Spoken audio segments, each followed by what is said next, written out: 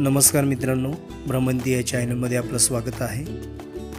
या चॅनलद्वारे आपण विविध स्थळांविषयी माहिती घेत असतो। तुम्हाला माझे व्हिडिओ कसे वाटतात ते मला कमेंट्स करून जरूर सांगा। तसेच व्हिडिओज आवडत असतील तर भ्रमंती या चॅनलला सबस्क्राइब करा।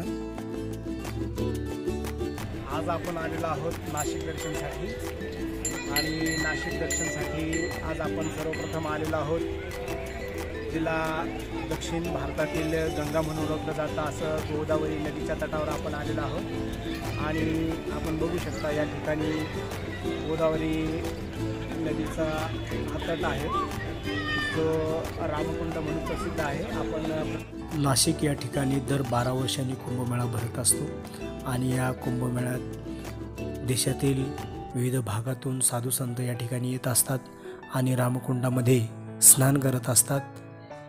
भाविकांची अशी श्रद्धा आहे की कुंभमेळ्यात जर आपण या रामकुंडामध्ये स्नान केलं तर आपल्यातील सर्व पाप नाहीसी होतात।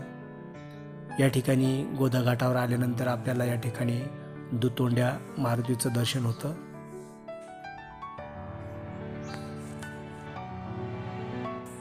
पावसाळ्यामध्ये ज्यावेळेस गोदावरीला मोठ्या प्रमाणात पूर येतो त्यावेळेस हा जो काही मारुती आहे हा पूर्णतः पाण्याखाली जातो आणि त्यावेळेस गोदावरीने अतिशय रौद्र रूप धारण केलेलं असतं आणि अशा वेळी नागरिकांना सतर्कतेचा इशारा दिला जातो, सावधगिरी बाळगण्यास सांगितले जाते। मित्रांनो, नाशिक शहराचा जर आपण इतिहास बघितला तर नाशिक या शहराला नाशिक हे नाव कसं पडलं तर याचा उल्लेख रामायण महाकाव्याशी जोडला जातो। या महाकाव्यानुसार लक्ष्मणाने रावणाची बहीण शूर्पणखा हिचे नाक कापले होते आणि त्यामुळे या जागेची किंवा या गावाचे नाव नाशिक असे पडले। नाशिक आणि पंचवटी या दोन भागातून जी गोदावरी नदी वाहते ती 9 टेकड्यांच्या मधून वाहते म्हणून त्यास नवशिखा असे म्हणतात। शिखा या संस्कृत शब्दाचा अर्थ टेकडी असा होतो, त्यावरून नवशिखा नगरी वरून नाशिक असे नाव झाले। नाशिक या शहराला प्राचीन आणि पौराणिक अशी परंपरा लाभलेली आहे। नाशिक शहरामध्ये प्रसिद्ध असलेलं ऐतिहासिक तसंच प्राचीन असं काळाराम मंदिर आहे। या मंदिराचा अतिशय प्राचीन असा इतिहास आहे, अतिशय सुंदर असं हे मंदिर आहे। या मंदिरामध्ये देशातील विविध भागातून भाविक या ठिकाणी दर्शनासाठी येत असतात।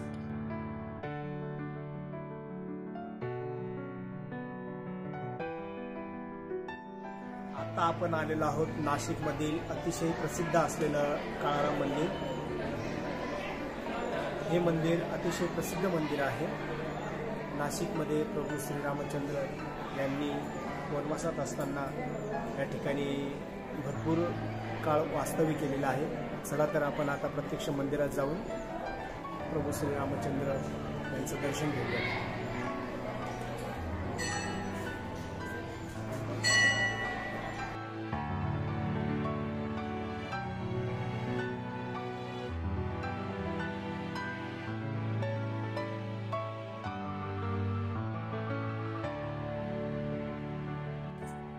मंदिरात प्रवेश केल्यानंतर आपल्याला या ठिकाणी रामभक्त हनुमानाचं या ठिकाणी आपल्याला दर्शन होतं।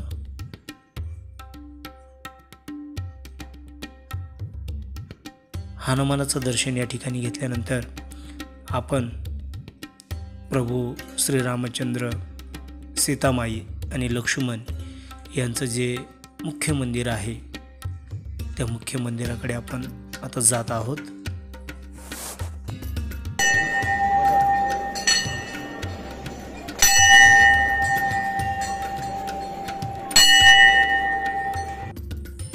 अतिशय सुंदर असं कोरीवकाम केलेलं, दगडामध्ये बांधलेलं असं हे अतिशय प्राचीन असं मंदिर। देशातील विविध भागातून भाविक या ठिकाणी दर्शनासाठी येत असतात।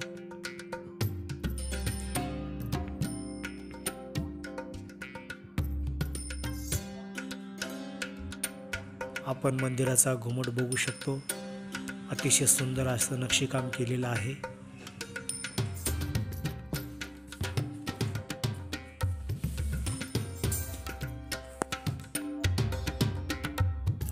प्राचीन संस्कृती केंद्र, एक धर्मपीठ म्हणून या शहराला वेगळी ओळख आहे. बौद्ध लेणी, जैन लेणी याच शहराच्या परिसरामध्ये आहे.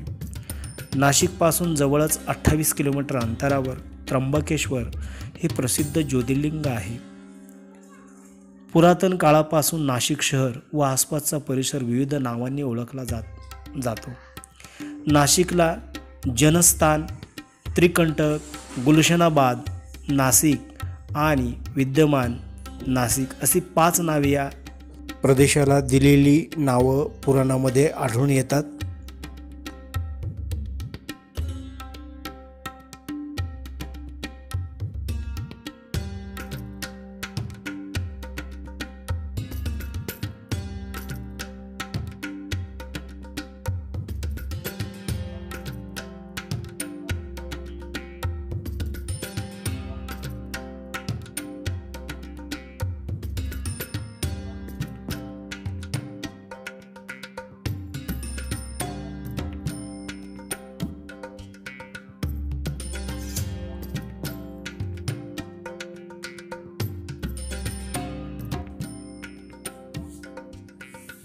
काळाराम मंदिरातून दर्शन घेतल्यानंतर अगदी थोड्या अंतरावर आपण चालून आल्यानंतर या ठिकाणी आपल्याला गोरेराम पर्णकुटी बघावयास मिळते आणि या ठिकाणी आपण येऊन गोरेराम मंदिरात येऊन गोरेरामाचं दर्शन घेऊ शकतो. आणि येथेच समोर आपल्याला 5 वडांचा समूह दिसतो जो पंचवटी म्हणून प्रसिद्ध आहे. आणि याच ठिकाणी सीता गुफा आपल्याला बघावयास मिळते.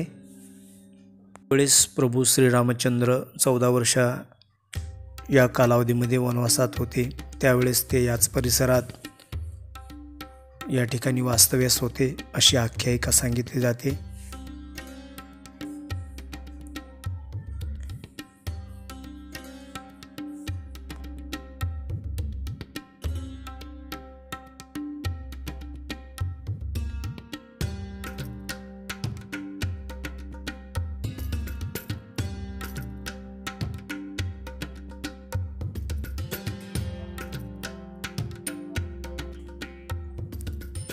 यानंतर आपण गोदा घाटालगतच असलेलं कपालेश्वर महादेव मंदिर आहे.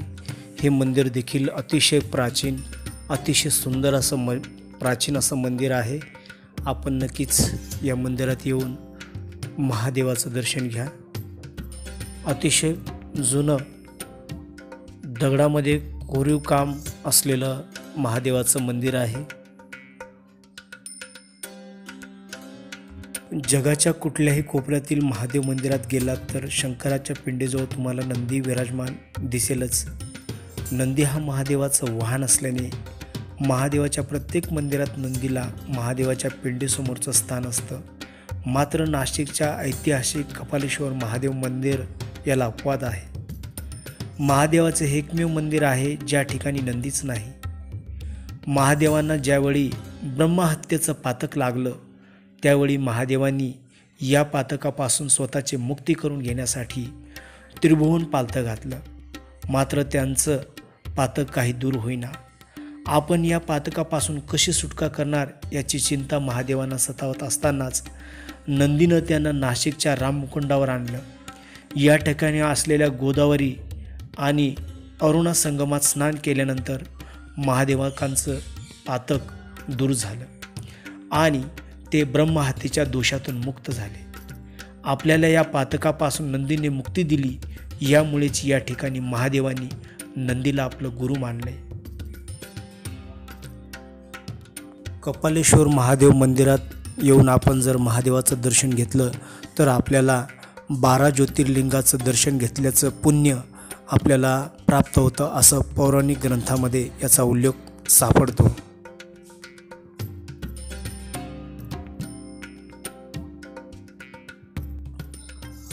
असं हे अतिशय प्राचीन आणि प्रसिद्ध पवित्र असं मंदिर आहे.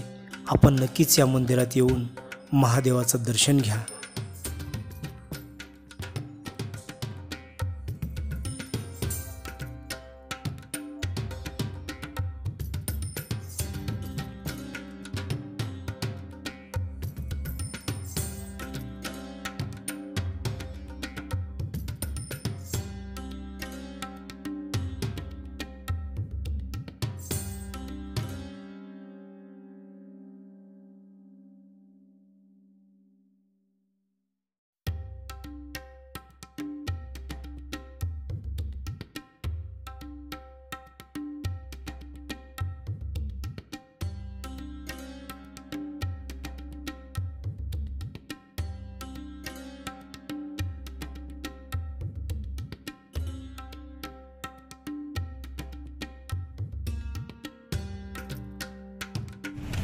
आता आपण आलेलो आहोत नाशिक येथील भक्तिधाम मंदिरामध्ये. चला तर आपण या मंदिरामध्ये जाऊन प्रत्यक्ष देवाचं दर्शन घेऊया. भक्तिधाम मंदिर हे नाशिकमधील अतिशय प्रसिद्ध असं देवस्थान आहे. त्याचा आपण या ठिकाणी आता प्रत्यक्ष जाऊन दर्शन घेऊया. चला तर.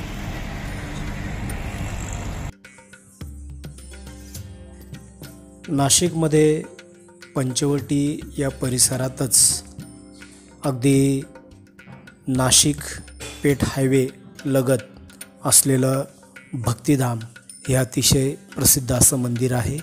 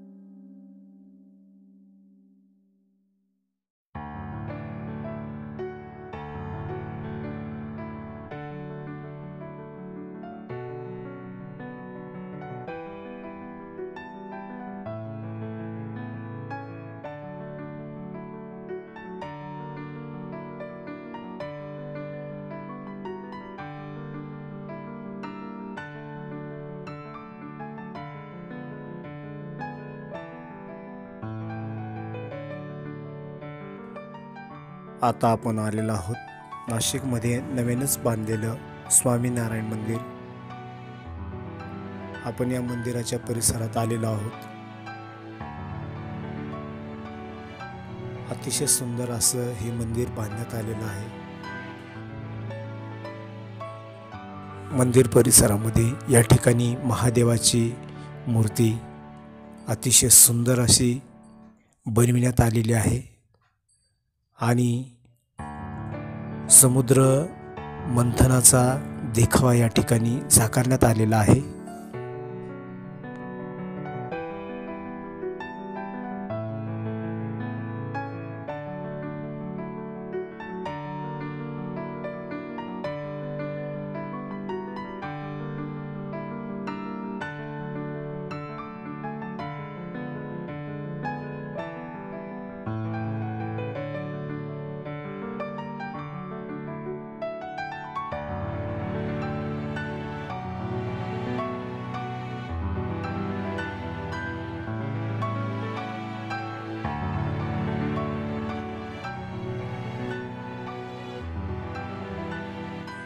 अतिशय सुंदर असं स्वामीनारायण मंदिर या ठिकाणी बांधलेलं आहे आणि हे मंदिर सकाळी 6 ते 12 या वेळेत दर्शनासाठी उघडण्यात येतं.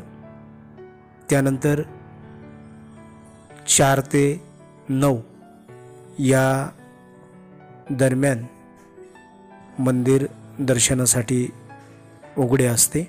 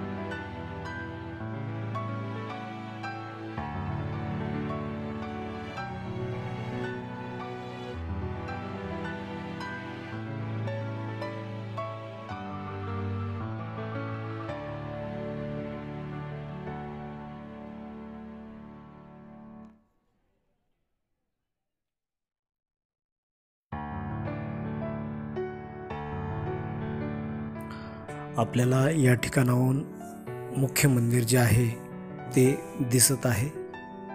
अतिशय सुंदर असं हे मंदिर बांधलेलं आहे. नक्कीच आपण या मंदिरात येऊन श्री स्वामी नारायणांचं दर्शन घ्या. आपल्याला खूप प्रसन्न वाटेल.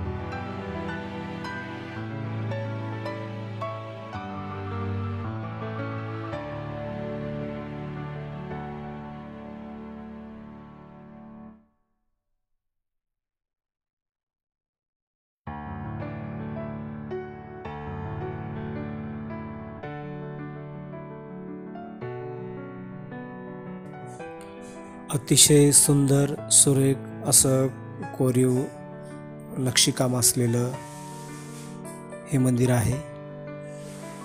आपल्याला निश्चितच या ठिकाणी आल्यावर अतिशय प्रसन्न वाटेल.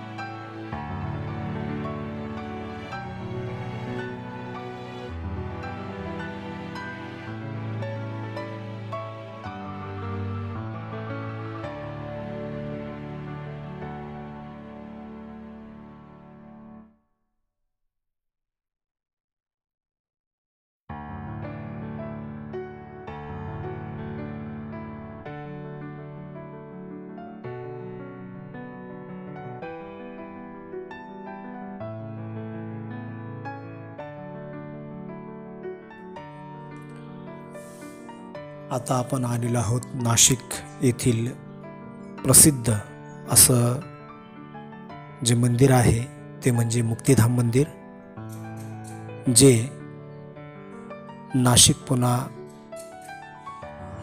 हायवेवर आपल्याला बघावयास मिळते.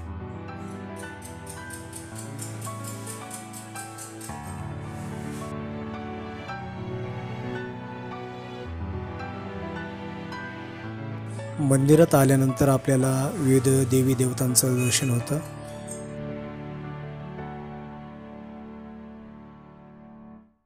आणि अतिशय प्रसन्न आल्हाददायक या ठिकाणी आल्यानंतर आपल्याला वाटतं. या ठिकाणी आल्यानंतर आपल्याला नाथ परंपरेचे सर्व नवनाथ व त्यांचे गुरु श्री गुरुदेव दत्त यांचं दर्शन होतं. तसेच या ठिकाणी महावीर गुरु नानक यांचं देखील दर्शन होतं. या ठिकाणी नवग्रहांचं आपल्याला दर्शन होत आहे.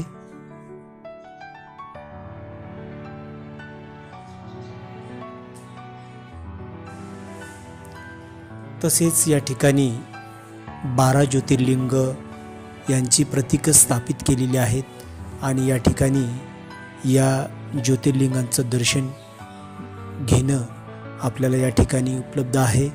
तसेच या ज्योतिर्लिंगांवर अभिषेक देखील केला जातो।